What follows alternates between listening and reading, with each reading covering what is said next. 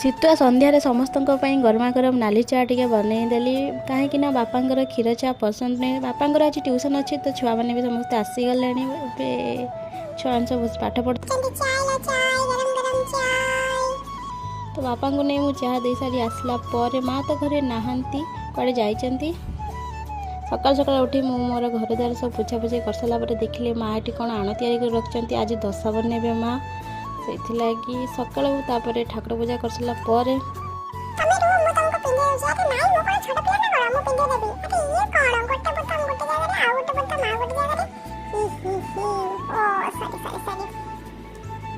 ତାପରେ ଆମେ ସଜବାଜ ହୋଇ ବାହାରି ପଡ଼ିଲୁ। ମୁଁ ଟିକେ ମାମୁଁ ଶ୍ୱଶୁରଙ୍କ ଘରକୁ ଯିବି ବୋଲି।